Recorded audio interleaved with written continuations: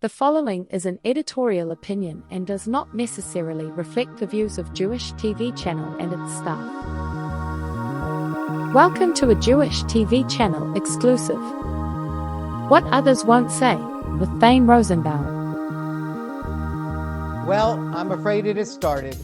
The Arab Street is soon coming to Main Street, unless we make it very clear that America is not trading its democracy for a caliphate. In Michigan this past week, pro-Hamas demonstrators chanted, "Death to America." The congresswoman who represents that district refused to condemn her constituents. Our founding fathers gave us the First Amendment so as to debate the issues of the day and not to issue death sentences. In jihadist Dearborn, I seriously can't imagine a Christmas tree or a Hanukkah menorah this coming December not being burned down. There's seemingly only one people on earth for whom a point of departure in viewpoint demands not civilized disagreement, but demands for death. Europeans have endured these spectacles for over 20 years now, attacks on democratic norms, a religion not of liberty, but compliance. America has been spared until now.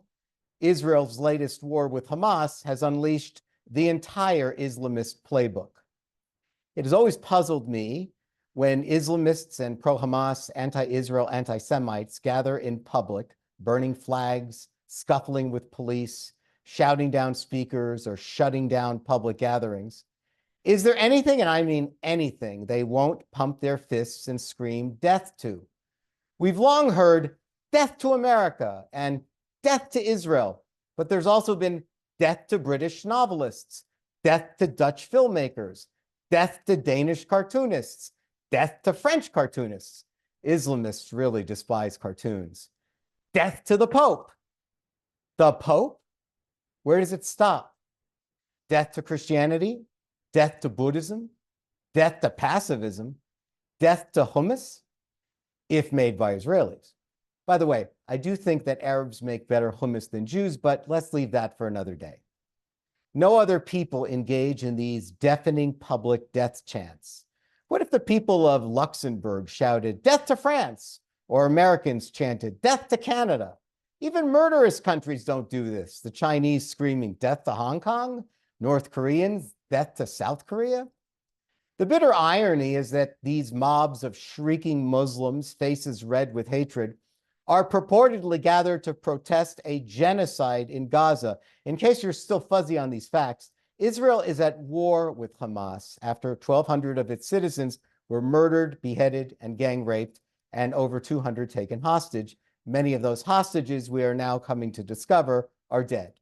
Israel's retaliation has been legally and morally a just war. Genocide, legally and morally, is not simply people dying in war. Jews didn't die in World War II. They were murdered in the Holocaust. The Palestinian population has more than doubled since the, quote, occupation, which means they are multiplying and not subtracting, and it also means it's not a genocide.